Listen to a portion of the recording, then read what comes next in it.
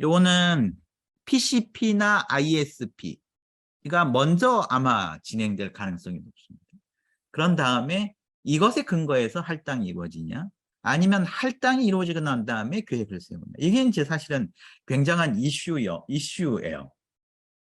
근데 이제 앞부분에 대화법에서 이야기하는 것을 우리가 후향적이라고 이야기를 하고, 이건 뭐 이제 헷갈릴 수 있으니까 그냥 여러분들 뭐 그냥 그렇게 표현을 한다라고만 알아주시면 되고요.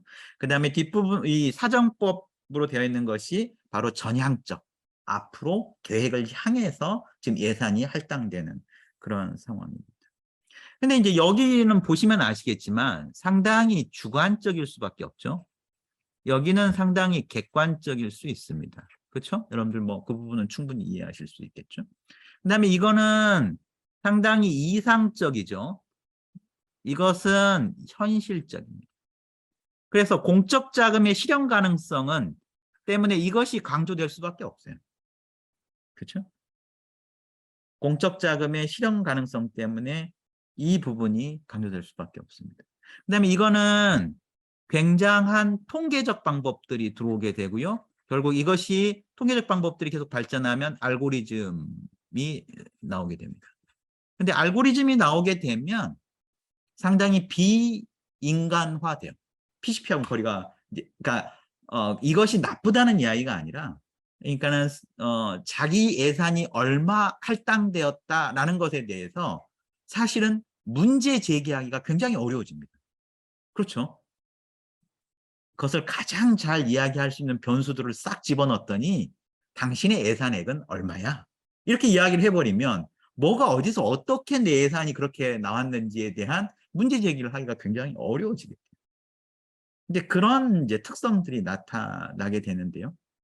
결국은 그러면 이제 앞으로 어떻게 해야 될 것인가? 이제 이렇게 되면 이걸 이제 두 개를 어떻게 우리는 하이브리드 해야 될 것인가? 이것들을 고민할 수밖에 없는 거죠.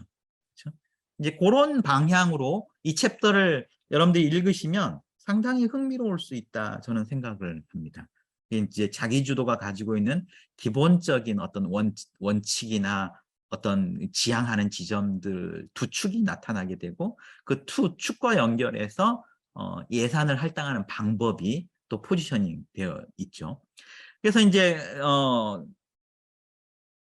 대화법은 그대로 이제 PCP 중심으로 이제 진행이 되는 거고요. 사실은 마이클 스멀의 이제 여러 가지 강의 중에도 PCP를 통해서 개인 예산을 어떻게 할당할 수 있는가, 요 내용들이 있습니다.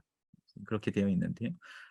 이제 요거는 이제 그런 쪽이고요. 사정과 관련된 부분은 이제 지원 욕구를 측정해 가지고 나오는 부분인데, 이건 이제 이 책의 뒤에 이제 계속해서 제목만 보셔도 아시겠지만, 제가 여기서 이왕 말이 나온 김에 다 같이 설명을 드리고 이제 남은 시간 동안에 그냥 뒤를 빨리 보면서 진행을 해 볼게요. 여기는 사정은 개인을 계속해서 강조해서 진행되는 사정 방법이 있을 수도 있고요. 그다음에 우리가 잘 아시는 것처럼 우리는 지금 등급 방식에 계속 익숙하죠. 등급 방식이 나올 수 있습니다. 그렇죠? 그래서 개인의 지원 욕구를 조사해가지고 예산을 할당할 수도 있고요. 그다음에 개인 점수를 가지고 어떤 등급에 집어넣을 수도 있습니다. 그렇죠? 우리 이제 등급 방식에 우리는 익숙한데요. 이거를 이제 번역을 아직 그대로 이제 영어로 쓰는 레벨을 그대로 이제 썼는데요. 그 다음에 이제 개인 방식이 사실은 뭐 이게 그렇게 발전될 수밖에 없다고 생각이 되는데요. 하나는 항목, 그러니까 조사 항목, 표준화된 측정 도구, 이미 이야기했던 SIS, 조사 항목을 가지고 이제 조사하는 방법이 있고, 그 다음에가 이제 사실은 공식을 가지고 한다. 이건 공식을 가지고 한다는 것이 바로 이제 알고리즘입니다.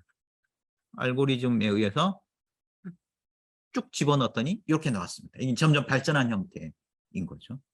그래서 이제 이런 식으로 이 책에서 이제 개인 예산을 할당하는 방법들을 정리를 해 놓고 있습니다. 한번 이제 같이 쭉 페이지 넘어가면서 이제 쭉 한번 보시면 될 것 같은데요. 대화를 통한 방법, 이게 이제 PCP와 연결되어 있다고 제가 말씀을 드렸죠. 그래서 이건 굉장히 주관적이고 이상적인 가치를 담고 있고, 한 번에 한 사람씩, 이게 이제 강조가 되어 있는 거죠. 이디오그래픽이라고 우리가 이야기하는 한 번에 한 사람씩. 근데 이제 지원 욕구를 측정해서 뭐 통계와 알고리즘까지 가는 방식은 사실은 지금까지 우리가 이제 이야기하는 집단의 평균값 등을 활용하는 것들이 이제 강조가 되는 거죠. 그래서 이제 요 PCP는 어찌됐든지 한 사람에 한 번, 한 번에 한 사람씩, 그 다음에 뒤에 방법은 사실은 우리가 굳이 이야기하자면은, 집단적인, 이게 사람의 전체를 통계치를 가지고 이야기하는 것들과 연결이 되어 있는 굉장히 이제 여기에서도 큰 이제 차이점을 우리가 철학적인 차이점을 이야기할 수 있고요. 대화법은 PCP와 관련된다고 이야기했죠. 이 책에서도 important 2, important 4 핵심적인 내용으로 이미 이야기를 하고 있습니다. 우리 이미 이제 지금 여기 계신 분들도 결국은 이제 그 PCP 학습 모임 쪽에서 이제 오신 분들이 되게 많으신 것 같은데요. 이게 이제 기초가 되는 상황입니다. 그래서 제가 늘 개인 예산 공부하러 갔더니 중요한 것은 PCP더라. 그래서 저는 PCP 관심을 갖게 됐습니다. 저는 늘 그런 이야기 많이 드렸는데요. 이제 이런 흐름 속에 이제 있다는 거죠.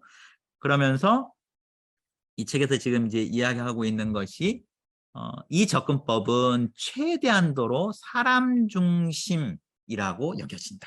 이렇게 이야기를 하고 있습니다. 그러니까 여러분들이 한 번씩 이제 읽어보시면 되는데 한계가 있죠, 당연히.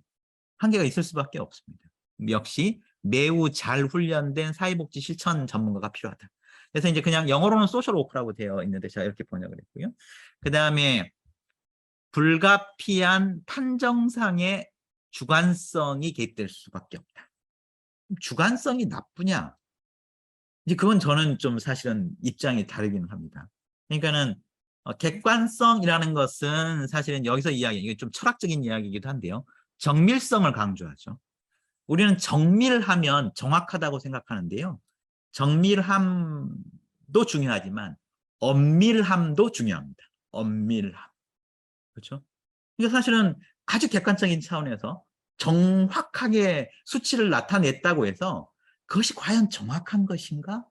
이건 개인마다 상황들이 모두 다 다를 수 있기 때문에 그것이 정밀하긴 하지만 엄밀한 판단은 아닐 수도 있다라는 이야기를 해볼 수도 있습니다. 이제 좀 철학적인 이야기를 제가 쓸데없이 한 상황이고요. 그리고는 이제 이어져서는 이제 사정, 통계, 알고리즘, 그렇죠? 그다음에 집단의 평균 이런 것들을 가지고 이제 진행을 하는 거죠. 그래서 요 앞부분의 문제점들을 보완한 거죠. 앞부분은 효율성도 떨어지고, 그렇죠? 효율성도 떨어지고, 그다음에 객관성, 예를 들어 타당성, 우리 뭐 이제 배우는 신뢰성 다 떨어집니다. 그렇죠? 왜냐하면 그것은 숫자 중심의 양적 연구라고 우리가 이야기하죠. 근데 이 PCP는 질적 접근입니다. 그렇기 때문에 이제 두 개가 확 나뉜다고 보시면 되겠죠. 그래서 지원 욕구와 관련된 부분들을 어떻게 조사하는가와 관련된 부분이고요.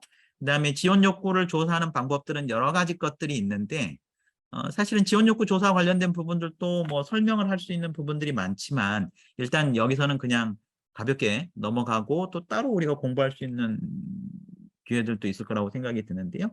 결국은 측정 점수가 중요하게 되어 있는 거고요.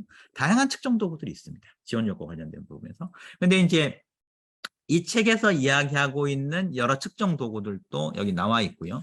근데 이제 IC AP 같은 경우는 우리는 지원 욕구와 관련된 개념들을 덜 가지고 있다. 뭐 이렇게 보여지는 그 측정 도구도 다 지원 욕구와 관련된 부분으로 지금 이야기를 이 책에서 하고 있습니다. 31개 주에서 이 방법을 쓰고 있다. 그렇죠? 그러니까 이게 대세인 거죠. 어떻게 보면. 그렇죠? 왜냐하면 이 책에서도 이야기하는 것이 공적 자금이기 때문에 객관성 확보가 불가피하게 필요하다. 이제 공적 자금이라는 이야기 뒤에 바로 나온 이야기는 효율성이겠죠. 그렇죠? 하여튼 그 부분들에 대한 이야기를 좀 해보면 뒤에 이제 좀 나와 있습니다. 그래서 이제 아까 이야기한 것처럼 개인으로 하든지 아니면 개인하고 다른 것이 바로 아까 레벨이라고 그랬죠. 등급. 그래서 개인으로 하는 것은 항목 기반이 있고요. 항목 기반은 여러분들이 아시는 그냥 측정 도구들의 문항을 이야기하는 상황이라고 여러분들이 이해를 해주시면 되고요. 그렇죠? 뭐 읽어보시면 여러 가지 측정 도구, 문항들을 활용한 측정 도구, 표준화된 측정 도구에 대해서 여러분들이 이제 어느 정도 익숙하기 때문에 그 다음에는 공식 기반입니다. 이 공식 기반이라는 것은 변수를 다 집어넣는 거죠. 변수를 다 집어넣어서 가장 잘 예측할 수 있는 아마 이게 이제 개인을 PCP해서 나온 어떤 결과물이 있다면 이분은 이런 정도의 지원이 필요합니다. 라는 것이 있다면, 그러니까 하나님만이 알 수 있는 이분에게 필요한 시간 혹은 예산, 이것이 있다면 이것을 어떤 변수가 가장 잘 예측해 주는가 해서 변수들을 다 집어넣어 가지고 알고리즘을 만드는 거죠. 공식을 만드는 거.